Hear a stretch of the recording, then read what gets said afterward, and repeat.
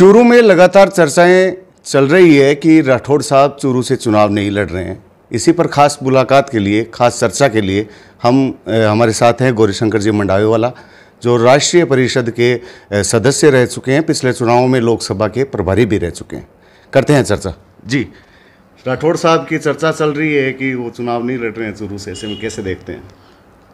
देखिए, राठौड़ साहब आज राजस्थान के बहुत बड़े नेता हैं। 35 साल से उन्होंने चूरू को अपनी कर्म भूमि बना रखा है। अब ये उनकी इच्छा पे है कि वो राजस्थान में कहाँ पर चुनाव लड़ेंगे, कहाँ पर नहीं लड़ेंगे, इसके बारे में तो मैं आपसे कुछ कह नहीं सकता। लेकिन इतना ज़रूर कह सकता हूँ कि अगर वो चूरू से चुनाव नहीं लड़ेंगे तो वो जिस व्यक्ति को चुनाव लड़ाना चाहेंगे वही व्यक्ति चूरू से चुनाव लड़ेगा।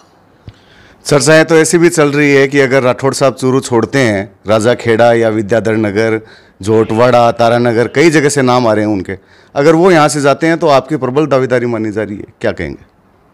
देखिए, मैंने कहा ना, ये सब उनकी इच्छा के ऊपर निर्भर है। यहाँ पर हमारे बीच में लालजी भी हैं और भी बीजेपी के कई नेता हैं। वो ये समझेंगे कि भाई ये उचित दावेदारी इस व्यक्ति की है और ये चुनाव को जीत सकता है, वो उसी को ही चुनाव लड़ाने के इच्छुक रहेंगे।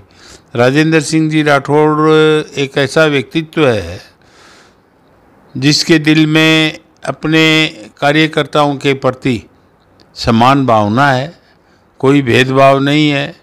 वो ऐसा समझेंगे कि जो व्यक्ति चूरू को विजय श्री दिला सकता है उसको वो चुनाव लड़ाएंगे। उसमें मेरा नाम भी हो सकता है अगर उनके दिमाग में होगा तो।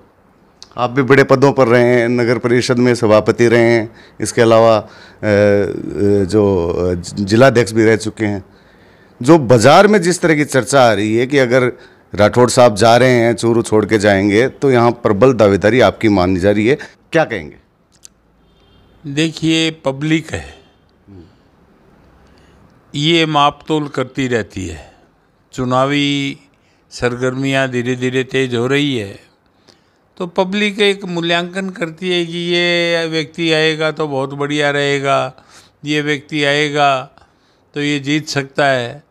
अगर मेरा नाम लेते हैं तो मैं खुश नसीब समझता हूँ कि कम से कम वो ये तो समझते हैं कि ये व्यक्ति चूरू में आएगा, चूरू से चुनाव लड़ेगा, जीत सकता है।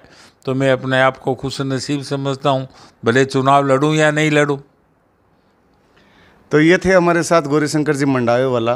इनका स्पष्ट रूप से कहना है कि अगर राठौड़ साहब चूरू से चुनाव नहीं लड़ते हैं तो अगर उनको दावेदार बनाया जाता है तो वो चुनाव लड़ेंगे।